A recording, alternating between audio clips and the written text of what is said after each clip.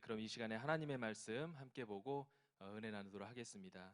오늘 우리에게 주시는 하나님의 말씀 시편 51편 10절 말씀입니다. 구약 성경 시편 51편 10절 말씀을 저와 여러분이 다 같이 함께 읽겠습니다. 하나님이여 내 속에 정한 마음을 창조하시고 내 안에 정직한 영을 새롭게 하소서. 아멘. 이제 허장 목사님 나오셔서 정직과 정직한 영이라는 제목으로 하나님의 말씀 선포해 주시겠습니다.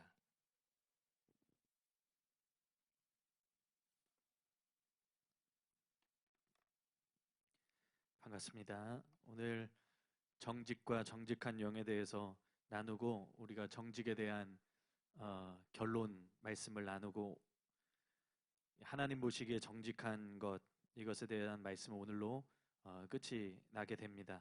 한번 따라해 보겠습니다. 정직과 정직한 영. 우리가 앞서 본 것처럼 정직이라고 하는 것은 참된 신자들에게 있어서 중요한 것 이상이라는 것, 중요한 것 이상으로 필수적으로 우리에게 반드시 있어야 된다는 것을 우리가 나누었습니다. 근데 신자에게 있어서 정직은 단순히 거짓말을 하지 않는 수준을 말하는 것이 아니라 하나님이 보시기에 정직한 것이다. 하나님 보시기에 정직한 것이다. 오늘 우리가 시편 51편을 나누었지만 시편 51편 6절에 보면 하나님이 원하시는 것이 중심이 진실한 것, 중심이 진실한 것. 그러니까 하나님 보시기에 정직한 것을 원하신다는 거죠. 하나님의 보시기에 정직한 것은 우리가 함께 나누었지만 죄에 대한 태도, 또 말씀에 대한 태도, 그리고 결국은 하나님을 경외하는 태도로 나타나게 됩니다. 정직과 반대되는 거짓은 혹은 패역함, 우리가 지난주에 나누었죠. 거짓 혹은 패역함은 우리로 하나님을 두려워하는 마음 없이 하나님을 업신여기게 합니다. 하나님을 속이려고 한다는 거죠. 그런 시도를 한다는 거죠. 하나님은 속지 않으십니다. 하나님은 업신여김을 당하지 않으세요. 하나님은 만우리 여김을 받지 않으십니다. 그런데 그런 시도를 하는 사람들이 있다는 거죠. 그게 거짓된 사람들의 특징입니다. 그래서 결국은 하나님을 경외하지 않기 때문에 하나님의 말씀에 반응하는 것도 또 죄를 피하지도 부끄러워하지도 않는 그런 심각성을 드러내는 것이 이 거짓과 패역의 모습이라는 거죠.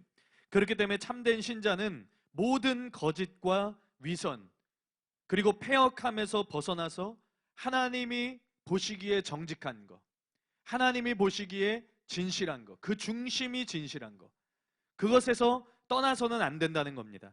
하나님이 보시기에 정직한 자에게는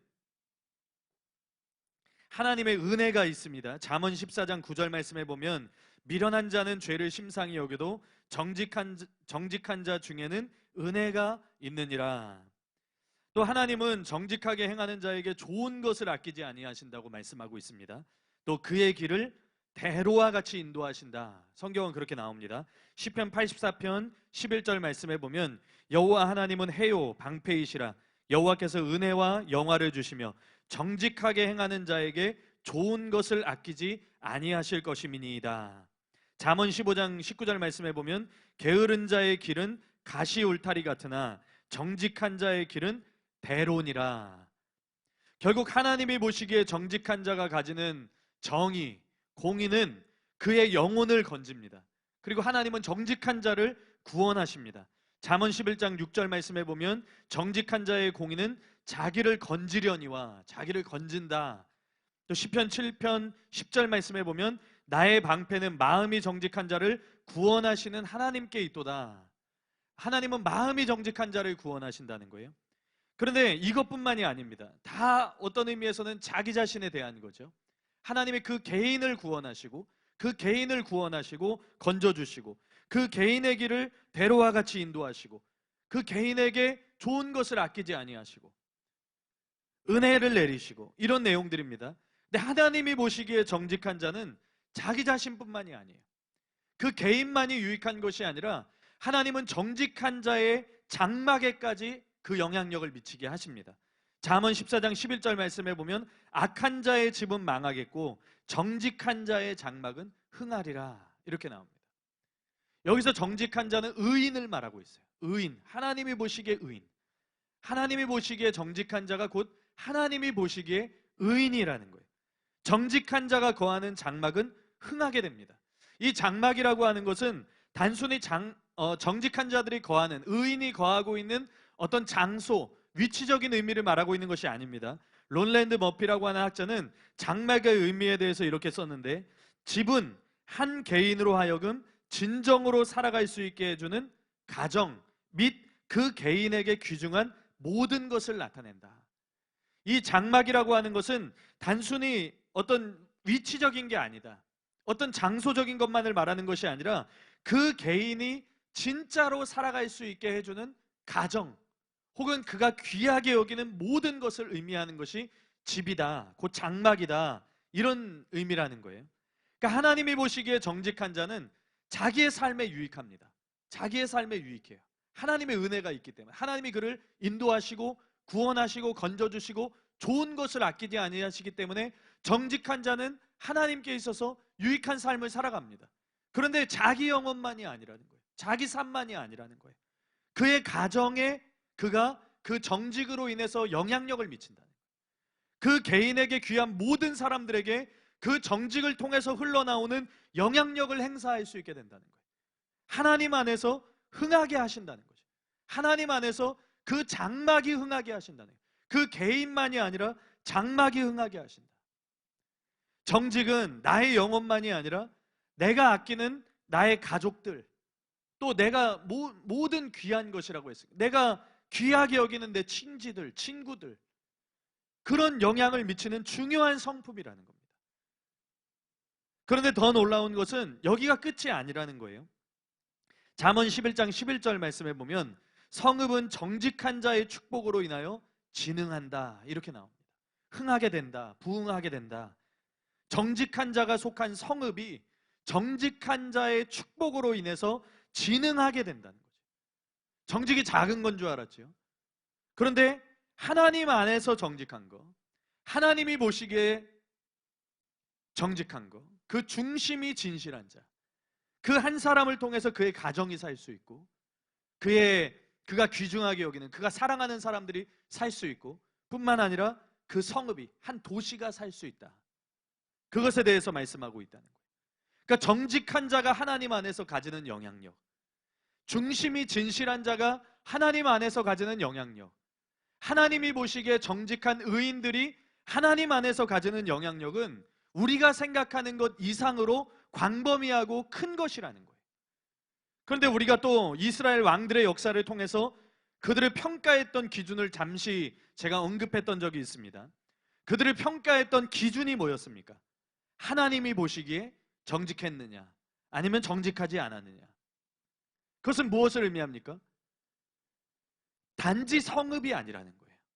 단지 한 개인이 아니었고, 단지 그가 속한 어떤 가정이 아니었고, 단지 한 도시가 아니라 한 나라의 역사가, 지도자가 가지는 정직함, 곧 하나님이 보시기에 정직한 것에 달려 있었다는 거예요. 그만큼 하나님이 보시는 정직을 소유하는 것이 중요한 것이고 또한 필수적인 겁니다. 지금도 하나님이 보시기에 정직한 참된 신자들에게 소망이 있다는 거예요. 그것이 도시이든 가정이든 그 개인이든, 아니면 한 나라이든, 한 나라의 역사이든, 그리고 또한 우리가 더 크게는 열방에 하나님의 뜻을 여는 것이든, 하나님의 나라를 확장하는 것이든, 그것은 다른 사람들에게 달려있는 것이 아니라 정직한 자들, 참된 신자인 그 정직한 하나님의 사람들, 하나님이 보시기에 정직한 자들, 그 중심이 진실한 자들에게 이 나라와 이 열방의 역사에 소망이 달려져 있다는 거예요. 달려 있다는 거죠. 이렇게 하나님이 보시는 정직함을 소유하는 것은 믿는 자들에게 있어서, 참된 신자들에게 있어서 굉장히 큰 영향력을 행사할 수 있게 하는 것이고 중요한 것이고 필수적인 겁니다. 그런데 그러한 정직 이상으로 중요한 것이 있습니다. 바로 오늘 말씀에서 나오고 있는 정직한 영입니다. 시편 51편 10절 말씀이죠. 하나님이여 내 속에 정한 마음을 창조하시고 내 안에 정직한 영을 새롭게 하소서.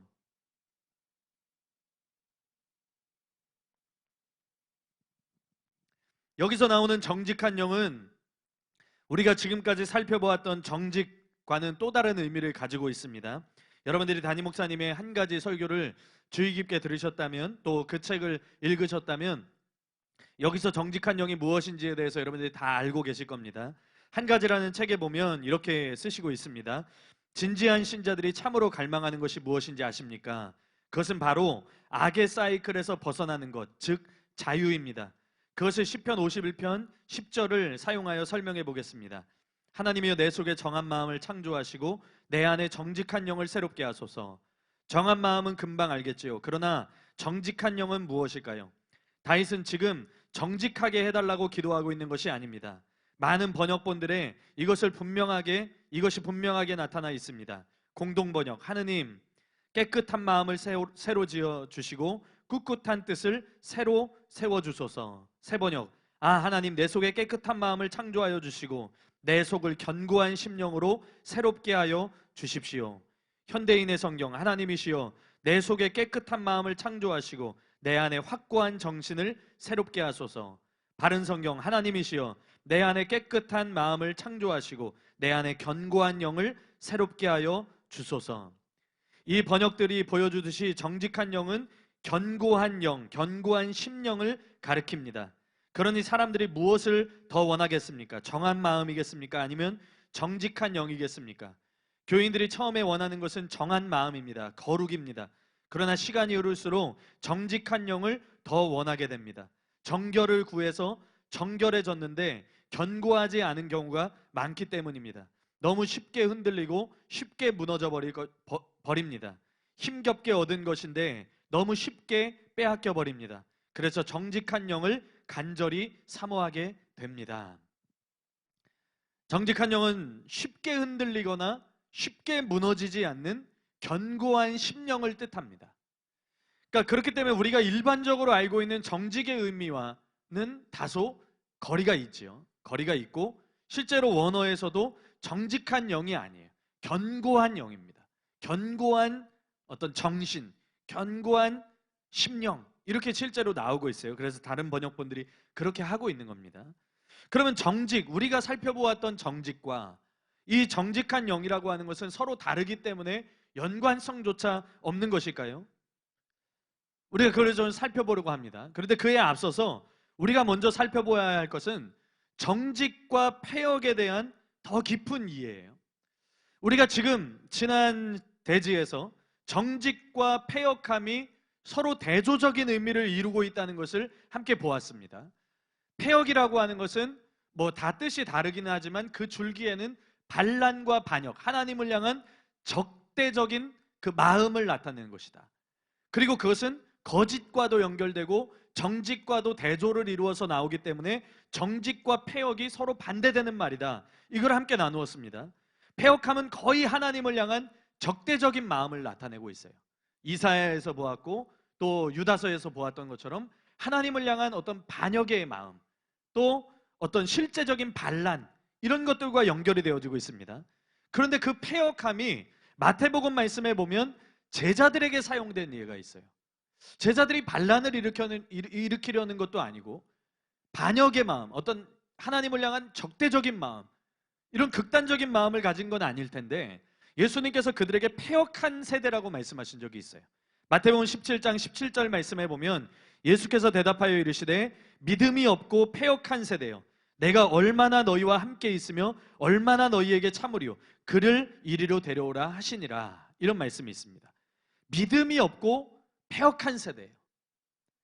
예수님은 간질로 인해서 고통을 겪는 아이를 고치는 데 실패한 이 제자들을 향해서 믿음이 없다 이렇게 말씀하신 것만이 아니라 너희는 믿음이 없을 뿐만 아니라 너희는 패역한 세대다 이렇게 말씀하신 거예요. 여기서 패역은 아까도 말씀드린 것처럼 어떤 반란과 반역, 어떤 적대적인 마음을 가지는 그런 극단적인 경우를 의미하는 것은 아닐 겁니다. 이 말씀에서의 패역은 삐뚤어진 마음이에요. 어긋난 거, 그러니까 굽어진 거, 왜곡된 거, 그런 것들을 나타내고 있습니다. 그러니까 기억하실지 모르겠지만 지난 대지에서 패역에 대해서 함께 나눌 때 잠언에 나오는 정직과 반대되는 패역이 있다고 말씀을 드렸어요. 그런데 그 다음에 살펴본 이사야서나 유다서와는 다르게 하나님으로부터 삐뚤어지고 어긋난 자들을 패역한 자들이라고 표현했다는 것에 대해서 여러분들에게 말씀을 드렸었습니다. 근데 그것은 반역이라는 하나의 줄기에 있다. 반역, 그것이 심각해졌을 경우에는 반역으로 이어지고 반란과 하나님을 향한 적대적인 마음으로 이어질 수 있기 때문에 그것은 한 줄기에 있는 마음이다. 여러분들에게 설명을 드렸었어요. 곧 예수님이 제자들에게 얼만큼 실망하셨었는지에 대해서 보여주고 있는 구절이라는 거예요. 그들이 반란을 일으킨 건 아닙니다. 그들이 또 반역을 일으키고 예수님을 향해서 적대적인 마음을 가졌던 것은 아니에요. 그러나 그들이 이것을 시작으로 인해서 예수님께 얼마나 더 불순종할 수도 있는지 책망하셨던 거예요. 그리고 실망하셨던 거예요. 실제로 그들의 삐뚤어진 마음으로 인해서 예수님은 실망하셨던 거죠. 양용희 교수님은 마태복음 어떻게 읽을 것인가 해서 이 내용을 이렇게 쓰고 있습니다. 예수님은 자신들에게 주어진 권위를 행사하는 데 실패한 제자들을 믿음이 없고 뭐라고 번역했냐면 삐뚤어진 세대라고 지칭하신다.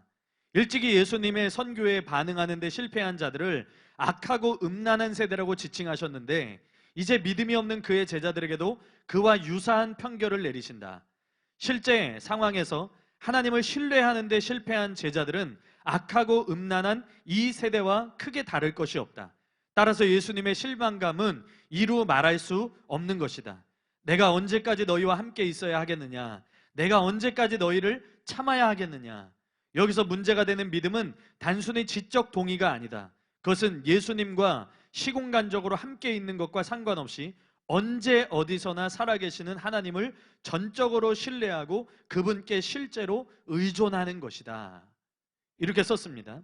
그러니까 예수님이 실망한 이유가 무엇이냐 하면 앞서 말씀드린 것처럼 실제 상황에서 하나님을 신뢰하는데 실패했다는 거예요. 하나님을 신뢰하는데 실패했기 때문에 예수님이 그들에게 믿음이 없다고 말씀하셨을 뿐만 아니라 너희는 패역한 세대다. 패역한 세대다. 이것은 예수님께 반응하지 않았던 자들에게 했던 편결과 비슷한 것이라는 거예요. 악하고 음란한 세대라고 말씀하셨던 것과 마찬가지로 하나님을 신뢰하지 않는 것이 얼마나, 하나님께 의뢰하지 않는 것, 하나님을 의지하지 않는 것이 얼마나 심각한 것인지에 대해서 예수님이 그들에게 보여주신 말씀이라는 거죠. 여러분, 제자들은 이미 예수님께 병을 고치고 귀신을 쫓아낼 수 있는 권위를 부여받았습니다. 그게 마태복음 10장에 나오고 있어요. 예수님이 이미 그들에게 병을 고칠 수 있는 권세를 주셨어요. 권위를 주셨어요. 귀신을 쫓을 수 있는 권위를 주셨어요. 그런데 제자들은 그 소년을 고치는데 실패했습니다. 그 아이를 고치는데 실패했어요. 예수님은 그런 그들에게 실망감을 드러내신 거예요. 곧 여기서 패역은 하나님을 향한 진실성, 하나님을 향한 진실성, 그 무엇을 통해서 드러나느냐? 신뢰감이에요. 신뢰감. 실제로 굳은 신뢰, 하나님을 향한 어떤 올곧은 신뢰감, 하나님만을 향하는 신뢰감, 그 신뢰를 향한 믿음을 놓친 것에 대해서 예수님이 실망감을 표현하실 때 패역한 세대라는 말씀을 제자들에게까지 사용하셨다는 거예요. 우리가 진실함이라고 하는 것은 단순히 거짓을 말하거나 또 행하지 않는 것, 거짓을 행하지 않는 것, 이런 것만이 아니라 하나님을 향한 신실한 신뢰까지 이르는 것이 진실함이라는 것을 여러분들이 알 수 있어야 됩니다. 곧 그 속에 하나님을 향한 신실한 신뢰감 외에 다른 거짓된 것, 혹은 그것을 다른 간사함이 없는 것, 하나님을 향한 마음 외에 다른 두 마음이 없는 것, 이게 하나님을 향한 신뢰감이라는 거예요. 하나님을 향한 진실성이라는 거죠. 예수님께서 나다나엘을 부르실 때 이렇게 말씀하세요. 요한복음 1장 47절 말씀해 보면 예수께서 나다나엘이 자기에게 오는 것을 보시고 그를 가리켜 이르시되 보라, 이는 참으로 이스라엘 사람이라. 그 속에 간사한 것이 없도다. 간사한 것이 없도다. 참된 이스라엘 사람이다. 참되다. 진실한 이스라엘 사람이다. 그 속에는 간사함이 없다. 예수님은 나다나엘에 대해서 간사함이 없는 진실한 사람, 참된 사람, 신실한 사람이라고 말씀하세요. 그런데 여기서 간사함의 뜻은 속임수나 거짓을 말합니다. 그래서 공동번역과 표준세 번역에서는 이렇게 번역해요. 예수께서는 나타나엘이 가까이 오는 것을 보시고 이 사람이야말로 정말 이스라엘 사람이다. 그에게는 거짓이 조금도 없다 하고 말씀하셨다. 또 표준세 번역에서도 그에게는 거짓이 없다. 예수님 말씀하세요. 다시 말하면 거짓이 없다는 것은 그 속에 하나님을 향한 신뢰가 있다는 것이고, 그것은 결국은 정직함, 하나님을 향한 진실함, 이런 것과 연결이 됩니다. 오직 하나님 한 분만을 향한 신뢰, 이것으로 드러나는 것이 우리의 정직함이라는 거예요. 우리가 진실하고 정직할 때 우리는 신실하게 하나님을 신뢰하게 된다는, 의지하게 된다는 거죠. 그러니까 우리가 단순히 정직이라고 하는 것이 거짓을 말하지 않는 거, 이게 아닌 것이기 때문에, 우리가 진실하다는 거, 우리가 정직하다는 것이 단순히 거짓을 행하지 않는다, 이런 의미가 아니라 우리가 지금까지 살펴보았던 것처럼 하나님 안에서, 하나님 앞에서 정직한 거, 하나님 앞에서 정직한 거, 하나님 앞에서 그 중심이 진실한 거.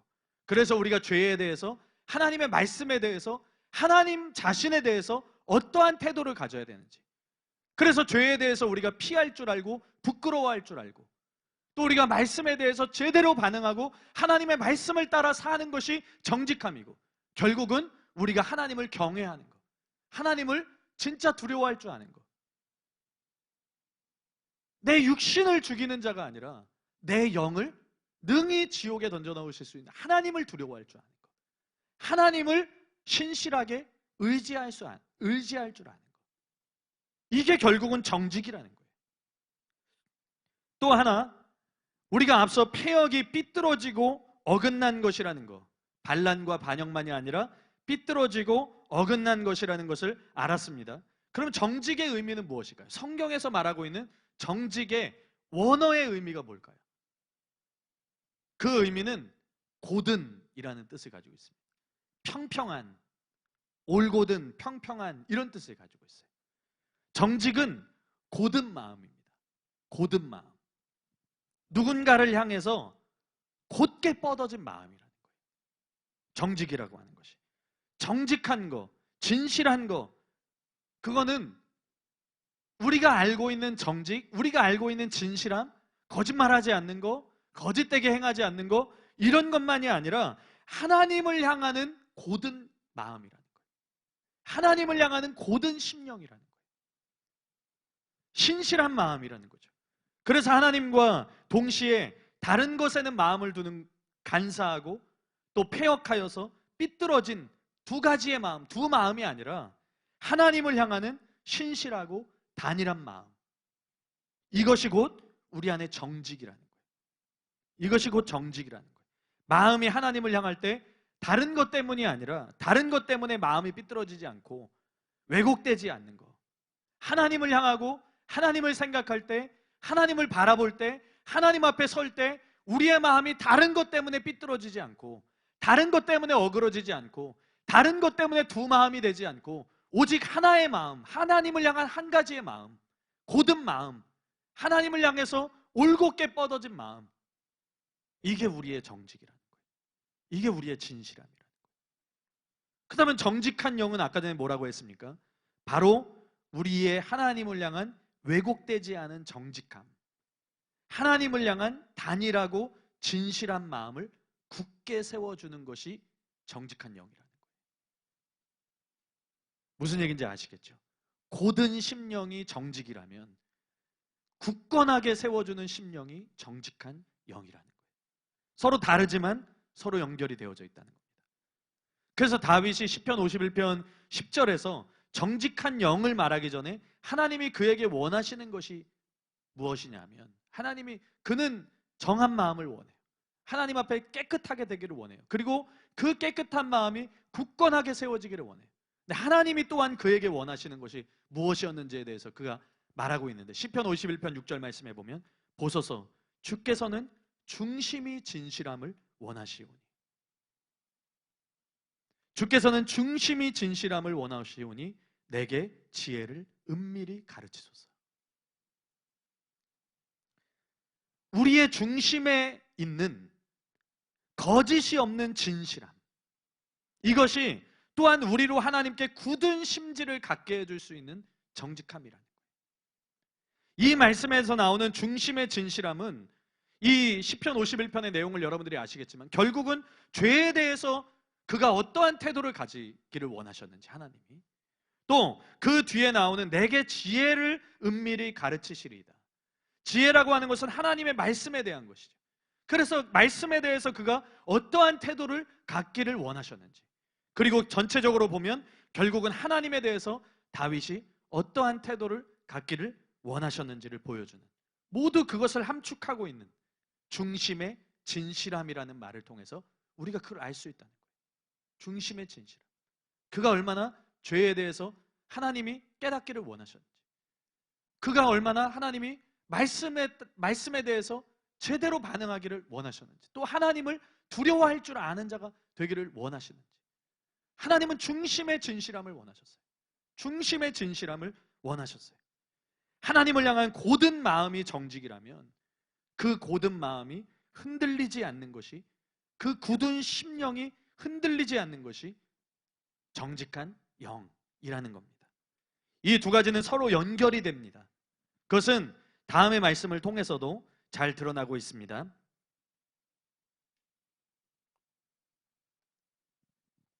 시편 112편 4절에서 8절 말씀에 보면 이렇게 나옵니다. 정직한 자들에게는 흑암 중에 빛이 일어나나니 그는 자비롭고 긍휼이 많으며 은혜로우니로다. 은혜를 베풀며 꾸어주는 자는 잘되나니 그 일을 정의로 행하리로다. 그는 영원히 흔들리지 아니하며 의인은 영원히 기억되리로다. 그는 흉한 소문을 두려워하지 아니하며 여호와를 의뢰하고 그의 마음을 굳게 정하였도다. 그의 마음이 견고하여 두려워하지 아니할 것이라. 그의 대적들이 받는 보응을 마침내 보리로다. 이 말씀에서 보면 정의를 행하는 정직한 자에 대한 말씀이 나오고 있어요. 정의를 행하는 정직한 자, 하나님 안에서 진실되게 행하는 정직한 자, 곧 의인으로도 표현되는. 그런데 그 정직한 자가 어떻게 된다고 말합니까? 영원히 흔들리지 않는다. 또 뒤에서 뭐라고 말합니까? 여호와를 의뢰하고 그 마음을 굳게 정하였고 마음이 견고하여 두려워하지 않는다. 특별히 여기서 마음을 굳게 정하고는 정직한 영에서 굳은 심령을 표현했던 원어와 같은 단어를 사용하고 있습니다. 그렇기 때문에 성경에서 말하고 있는 정직은 그 자체로 하나님을 향하는 고든 마음, 그것을 의미하는 것이기도 하지만 결국은 그 마음을 굳게 정하여 흔들리지 않고 그 마음을 견고하게 하는 정직한 영과도 깊은 연관성을 가지고 있다는 거예요. 정직한 자가 흔들리지 않게 된다.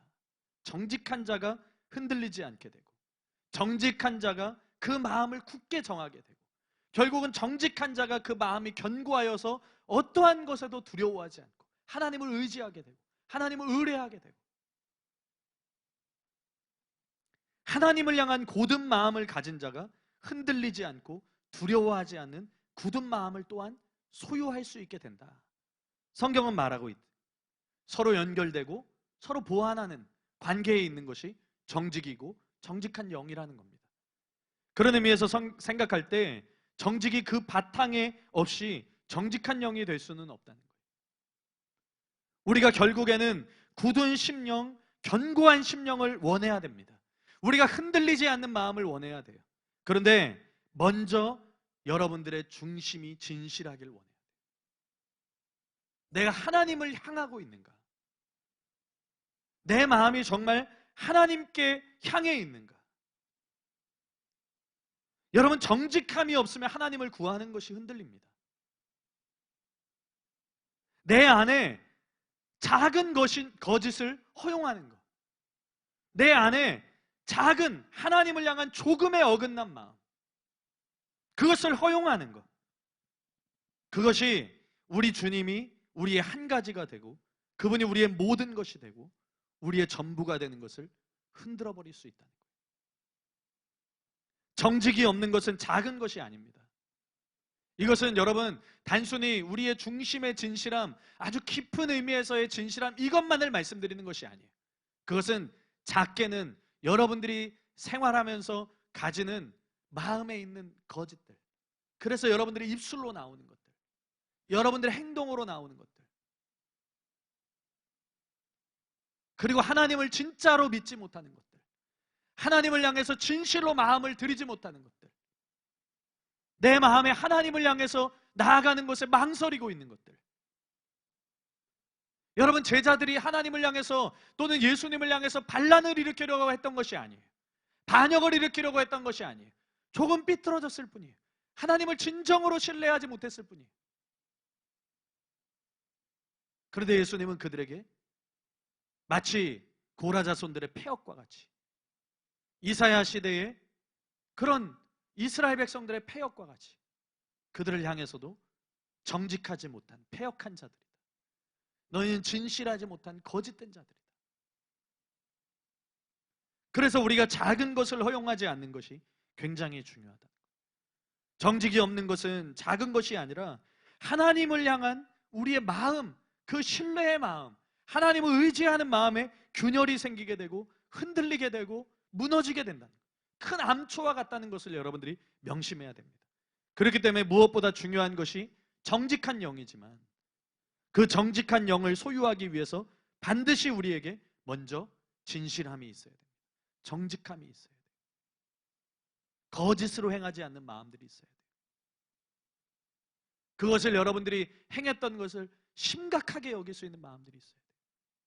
죄에 대해서, 하나님의 말씀에 대해서, 또 하나님 자신에 대해서 내가 어떠한 마음을 가지고 있는지, 또 나는 나의 실체에 대해서 어떠한 눈으로 나를 보고 있는지, 나는 정말 정직하게 나를 보고 있는지, 정직하게 하나님을 보고 있는지, 정직하게 죄에 대해서 부끄러워하고 있는지, 정직하게 하나님의 말씀에 대해서 내가 반응하고 있는지 우리가 보고 있어야 된다는 겁니다.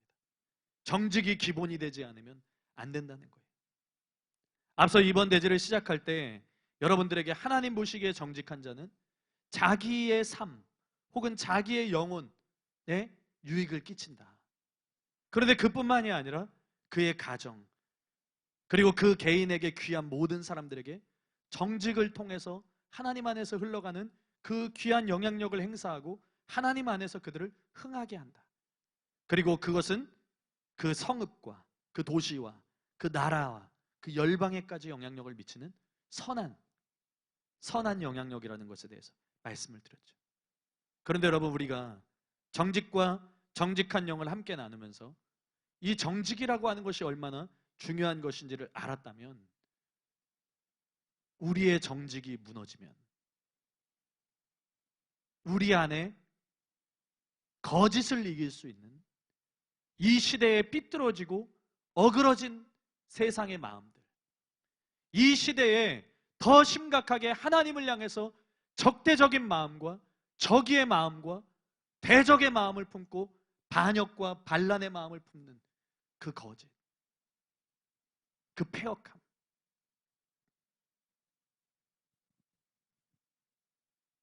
우리가 우리의 정직함으로 그것을 이기지 않고 우리가 조금이라도 그런 것들을 우리의 마음에 허용해 버리면 나만 무너지는 것이 아니라 또한 마음에 깊이 새겨야 될 것은 그 영향력이 내 거짓됨으로 인해서, 내 패역함으로 인해서 어디까지 무너지게 될지 모른다는 거죠. 참된 신자에게 있어서 정직이 무너지면 그 사람, 그 영혼이 무너집니다. 이 시대는 거짓스러울지 몰라요. 이 시대는 패역할지 몰라요. 여러분들에게 말씀드렸죠. 이 시대는 사랑이 식어질지 몰라요. 그러나 참된 신자는 사랑을 잃어버리면 안 되는 거예요. 마찬가지로 이 시대는 거짓됩니다. 이 시대는 악하여서 패역합니다.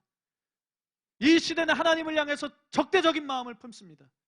이 시대는 그거를 단지 마음이 아니라 말과 행동으로 드러낼 만큼 패역한 세대가 되었습니다. 그러면 우린 더 진실해야 돼요. 우리는 더 정직해야 돼요. 성경에서 다윗에게 하나님께서 원하셨던 그 중심의 진실함이 우리에게 있어야 돼요. 그래야 이 땅에 소망이 있는 겁니다. 하나님이 이 나라를 바꾸실 수 있는 거예요. 우리가 정직함을 잃지 말아요. 참된 신자가 정직함을 잃지 말아요. 참된 신자가 그 중심의 진실함을 잃지 말아요. 참된 신자가 그 하나님이 보시는 정직함이 그의 삶의 기본이 되어야만 여러분들의 가정, 여러분 영혼이 살고, 여러분들의 가정이 살고, 여러분들의 속한 자들이 살고, 여러분들의 도시가 살고, 여러분들의 나라가 살고, 열방이 살아날 수 있게 되는 겁니다. 하나님은 그 직분을 우리에게 맡기신 거예요. 참된 신자에게 있어서 정직이 무너지면 그 사람과 그 영혼이 무너집니다. 그런데 거기서 끝이 아니라 참된 신자에게 정직이 무너지면 그 주변에까지 그 영향은 미치게 되어져 있어요. 그리고 참된 신자들에게 정직이 무너지면 결국은 그 나라가 망합니다. 그 나라가 무너지는 거예요. 그래서 우리는 진실해야 되는 거예요. 그래서 우리는 정직하게 하나님을 향해야 되는 거예요. 정직이 곱게 뻗어진 하나님을 향하는 마음이라면 우리의 마음이 진실되고 정직하게 하나님만을 향해야 돼요. 간사함이 없어야 되고 내 마음에 두 마음이 없어야 되고.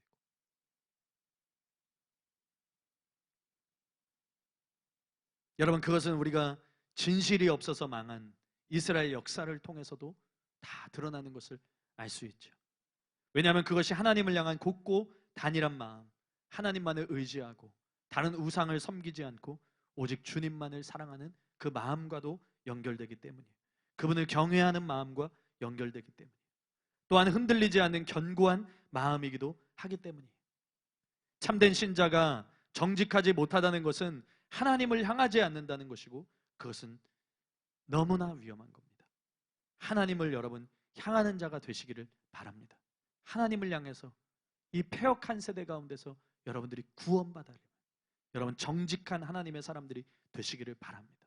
하나님은 정직을 보십니다. 한 나라의 왕에게서 내가 보는 정직을 찾으셨어요. 하나님이 보시기에 정직한가를 찾으셨어요. 하나님이 보시기에 그가 진실한가를 찾으셨어요. 그것을 의로 보셨어요. 그것을 정의로 보셨어요. 하나님은 그것을 옳은 것으로 보셨어요. 하나님은 그것을 신실한 것으로 보셨어요. 그래서 그 나라를 축복하셨어요. 그가 하나님이 보시기에 정직하면, 그가 하나님 앞에서 정직하면 그 나라를 살려주셨어요. 그러나 그가 하나님이 보시기에 정직하지 못하면 하나님은 그 나라를 보살피실 수가 없는 거예요. 그 마음이 간사하기 때문에, 그 마음이 거짓되기 때문에, 그분과 세상을 향해서, 우상을 향해서 두 마음을 품었기 때문에. 여러분, 단일하고 정직한 마음을 품는 자들이 되시기를 예수님의 이름으로 축복합니다. 여러분들이 진실하기를 하나님께 구하시기를 바랍니다. 하나님, 우리가 정직한 영을 원합니다. 그런데 하나님, 먼저 내 마음의 진실함을 원합니다. 나는 하나님 안에서 진실된 자가 되기를 원합니다. 하나님 안에서 정말 하나님이 보시기에 정직한 자가 되기를 원합니다. 내 마음의 두 마음이 아니라 하나님을 향하는 고든 마음이 있기를 원합니다. 올곧은 심령이 있기를 원합니다. 하나님, 우리에게 정직한 마음을 주시고 정직한 영을 새롭게 하여 주시옵소서. 여러분, 그런 기도의 마음을 가지시기를 예수님의 이름으로 축복합니다. 이제 결론을 말씀드리겠습니다. 여러분, 이 시대는 말씀드린 것처럼 진실이 외면받는 시대입니다. 무엇이 진실인지 보다 자기의 이해관계에 따라서만, 자기의 유익을 따라서만 움직이려고 하는 그런 시대입니다. 그런데 여러분, 하나님은 태초에 사람을 정직하게 창조하셨습니다. 전도서 7장 29절 말씀에 보면 내가 깨달은 것은 오직 이것이라 곧 하나님은 사람을 정직하게 지으셨으나 사람이 많은 꾀들을 낸 것이니라. 하나님은 사람들을 정직하게 지으셨어요. 그게 하나님이 우리에게 심어주신 성품이에요. 하나님은 우리에게 양심을 주셨어요. 양심을 주셨어요. 진실하기를 원하셨어요. 그렇게 지으셨어요. 정직하게 지으셨어요, 하나님은. 그런데 사람들이 그 마음에 많은 꾀, 많은 거짓들을 만들어냈어요. 많은 간사한 것들을 만들어냈어요.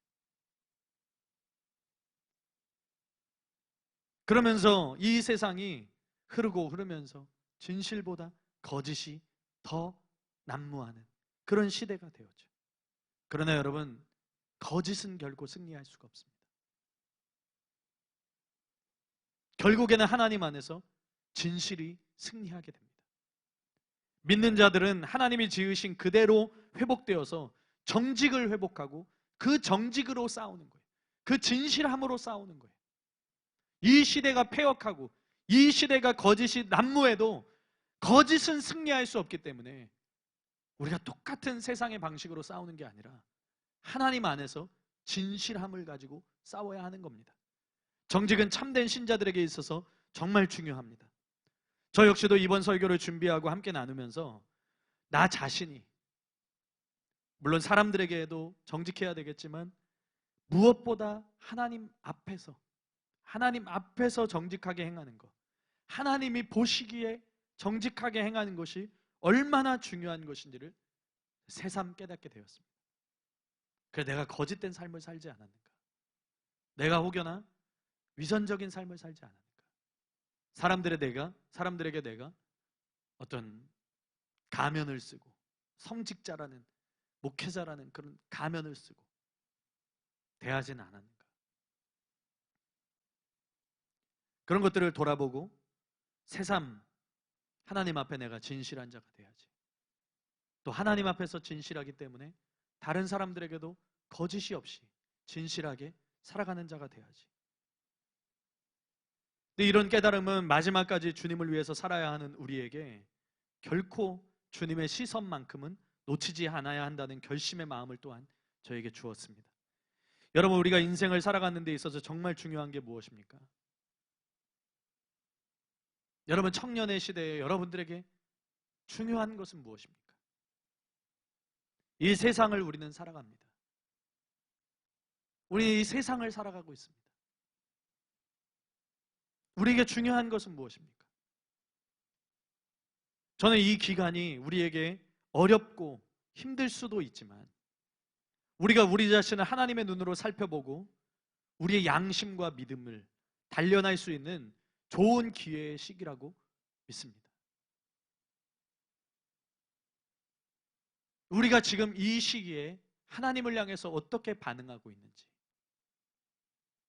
우리가 이 시기에 하나님을 향해서 어떠한 마음을 가지고 있는지가 사실은 우리가 가졌던 정직 혹은 거짓이라는 거예요.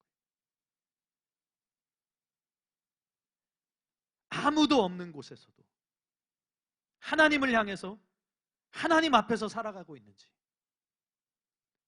아무도 보지 않는 곳에서도 나는 하나님의 눈을 나를 보고 계시다는 것을 알고 인식하고 실제로 하나님의 눈이 나를 향하고 있기 때문에 내가 그것을 그렇게 하나님의 눈 앞에서 살아가고 있는지 우리 스스로를 점검해야 됩니다. 우리의 마음이 해이해질 수 있는 때이기 때문에 우리의 마음을 이렇게 돌아보지 않으면 우리의 마음이 흔들릴 수 있는 시기이기 때문에 무엇보다 우리는 하나님의 살아계심과 그분이 항상 우리를 보고 계심을 인식하고 살아가야 됩니다. 심지어 우리의 정직은 그분이 우리를 살펴주시고 내가 알지 못하는 것까지도 아시는 그 하나님을 향한 신뢰이고 의뢰라는 거예요. 의지라는 거예요. 여러분, 우리에게는 나조차도 모르는 나 자신이 있습니다. 저도 모르는 제가 있더라고요. 저도 몰랐던 제가 있더라고요. 여러분도 여러분이 모르는 여러분이 있습니다. 그러나 하나님은 저와 여러분을 속속들이 다 알고 계세요. 내 안에 숨겨놓은 그 이기심까지도, 내 안에 숨겨놓은 그 교만까지도, 내 안에 숨겨놓은 그 거짓까지도 주님만은 속속들이 다 알고 계십니다.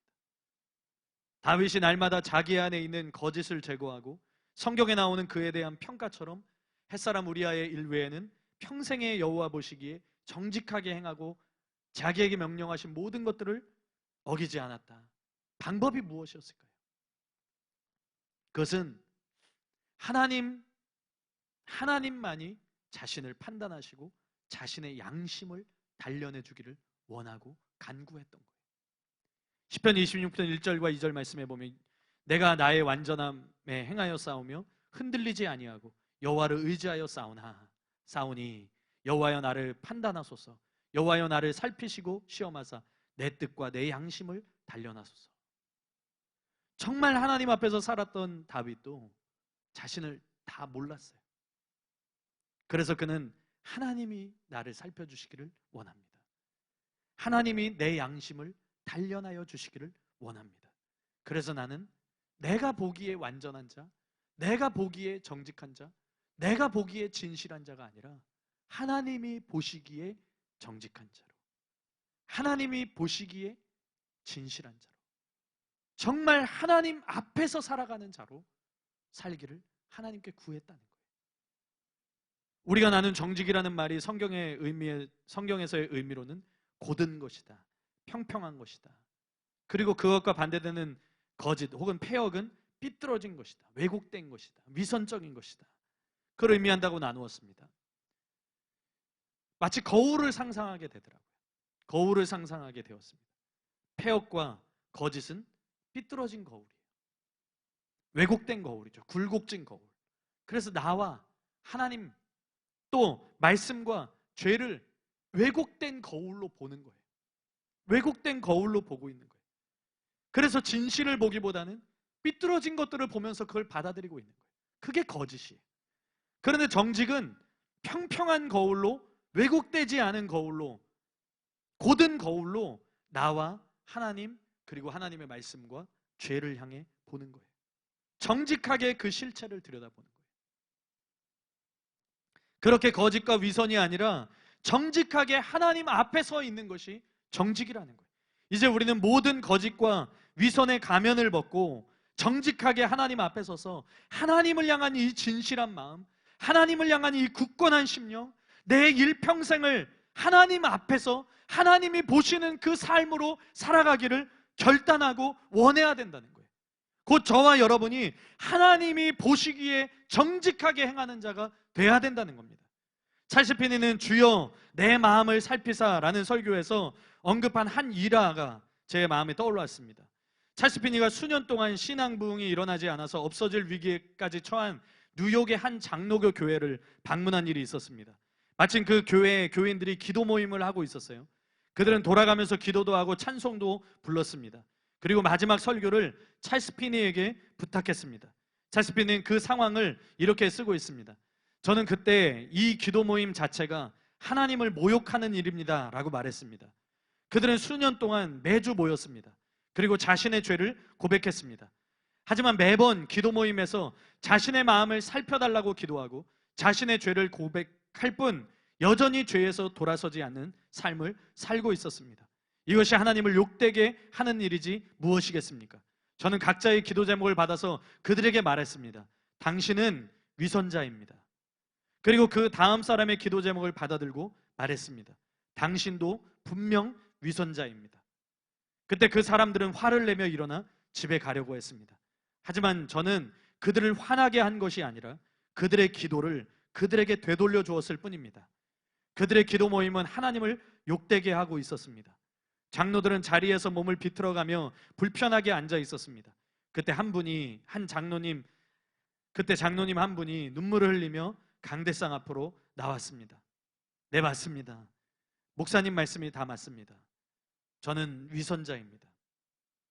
그 순간 부흥이 시작되었습니다. 그 부흥은 이웃 지역까지 퍼져나갔고 몇 주일간 계속되었습니다. 그 전까지 장로님들은 기도 모임을 하는 척하는 자신의 모습이 하나님을 욕되게 하는 것을 깨닫지 못했습니다. 그들은 기도 모임에서 이렇게 기도했습니다. 하나님이여 나를 살피사 내 마음을 아시며 나를 시험하사 내 뜻을 아옵소서. 내게 무슨 악한 행위가 있나 보시고 나를 영원한 길로 인도하소서. 하지만 자신의 기도가 이런 식으로 응답되리라고 생각하지 않았던 것입니다. 정작 마음을 살펴달라고 기도하면서도 그 응답이 어떻게 올지 깨닫지 못하는 사람들이 많습니다. 사람들이 기도하는 소리를 들어보십시오. 그들이 진심으로 원하는 걸까요? 만약 누군가 저는 죄인입니다. 제 마음에 무슨 악이 있는지 살펴주세요 라고 기도하고 있는 사람에게 가서 당신은 죄인입니다. 당신은 사악한 사람입니다. 당신이 지금 회개하지 않으면 당신은 천국에 가지 못할 것입니다 라고 한번 말해보십시오. 그들이 어떻게 반응할까요? 그제서야 여러분들은 그들이 진심으로 마음을 살피기 원했던 건지 그저 말뿐이었던 건지 알게 될 것입니다. 여러분, 부흥은 하나님의 눈으로 정직하게 자신을 보는 데서 시작되었습니다. 하나님의 눈으로 우리를 볼 때 우리 자신의 부족을 알게 됩니다. 그러나 그것은 우리로 죽게 하시기 위한 것이 아니라 하나님이 우리의 영혼을 살리기를 원하셔서 하나님의 뜻을, 하나님의 진실을 우리에게 드러내시는 거죠. 지금껏 위선적이었던, 지금껏 가면을 쓰고 있었던, 지금까지 너무나 거짓된 자였던 나 자신을 바꾸고 그 모든 위선과 가면을 벗어버리고 하나님 앞에 정직하게 서서 오직 주님만이 나를 살펴주시기를, 그리고 정직하게 내 마음의 위선을 보여주시기를, 내 마음에 내가 쓰고 있던 가면을 하나님이 보여주시기를, 내 마음에 내가 품고 있었던 거짓을 하나님이 진실되게 보여주시기를. 찰스 피니는 이러한 권면을 마지막으로 놓치지 않고 있습니다. 많은 신자들이 자신을 기쁘게 해달라고 하나님께 요구합니다. 하지만 하나님을 기쁘시게 할 조건이 무엇인지 알고 계십니까? 그것은 우리의 이기심과 하나님이 싫어하는 모든 것을 잘라내어 버리는 것입니다. 그래서 마치 어린아이처럼 온유하고 사랑스럽게 주님 앞에 서는 것입니다. 그래서 주님이 우리를 바라보시며 이렇게 말씀하실 수 있게 되는 겁니다. 너는 내가 손으로 직접 빚어 만든 작품이란다. 아주 잘했다. 하나님께서 여러분들의 마음을 살펴달라고 간구하십시오. 하나님이 여러분들의 마음을 살피는 것을 두려워하지 마십시오. 하늘에 계신 하나님께서, 아버지께서 허락하신 모든 테스트를 생각해 보십시오. 그 모든 것이 여러분이 얼마나 미혹되어 스스로 속이며 살아가고 있는지 보여주시기를 위한 것입니다. 여러분이 스스로를 속이지 않았다면 하나님의 아들로서 장성한 분량까지 계속 자라가게 되실 것입니다. 아멘. 살리기를 원하시는 주님께서 지금 우리에게 정직한 마음으로 하나님 앞에 서라고 권면하시고 있습니다. 그리고 그분의 눈이 우리를 향하고 계십니다. 우리는 지금 그분 앞에 있습니다. 우리는 지금 그분 앞에 있습니다. 아니, 우리가 인식하지 못했을지 모르지만 우리는 매 순간 그분 앞에 있었습니다. 주님은 우리 곁에서 우리를 보시면서 우리 양심을 통해서 말씀하셨고 우리를 단련하기를 원하셨습니다. 여러분, 하나님 앞에서 정직한 자가 되기를 원하십니까? 여러분, 하나님 보시기에 진실한, 그 중심이 진실한 하나님의 사람들이 되기를 원하십니까? 하나님은 여러분들에게 그걸 원하시고 있어요. 하나님은 지금 여러분들에게 그걸 찾으시고 있습니다. 곧은 마음, 하나님을 향한 그 단일한 마음, 하나님이 보시기에 정직하고 진실한 마음, 그 어떤 거짓도, 그 어떤 위선도, 그 어떤 가면도 허용되지 않은, 용납되지 않은 하나님을 향한 깨끗한, 진실한, 정직한 마음. 우리가 흔들리지 말아야 되는 것 가운데 정직이 있습니다. 진실함이 있습니다. 여러분들이 행했던 거짓이 있다면, 여러분들이 행했던 위선이 있다면 여러분 살리기를 원하시는 하나님께 회개함으로 나아가시기를 바랍니다. 우리에게 조금이라도 굽어지고 삐뚤어진 마음들이 있었다면 오늘 여러분들의 마음을 정직하게 하나님께 드러내시기를 예수님의 이름으로 축복합니다. 그리고 살고 이 시대를 또한 살릴 수 있는, 그 선한 영향력을 끼칠 수 있는 그런 정직한 하나님의 사람들이 다 되시기를 예수님의 이름으로 축복합니다. 이 시간 함께 기도하기를 원합니다. 하나님, 우리가 진실한 자가 되게 해주십시오. 하나님이 나를 살펴주십시오. 하나님이 나를 살펴주십시오. 내 안에 거짓이 있는지 하나님이 살펴주시옵소서. 하나님이 판단하여 주시옵소서. 하나님이 내 양심을 지금 단련하여 주시옵소서. 하나님, 우리가 결단합니다. 하나님, 우리가 하나님이 우리를 단련하실 것을 각오합니다. 하나님, 이 시대가 진실이 없습니다. 이 시대가 거짓이 난다.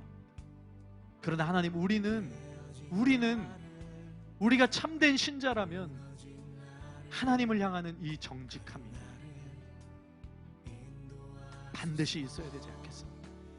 반드시 주님을 향해서 우리는 거짓이 없이 나가고 있어야 되지 않겠습니까?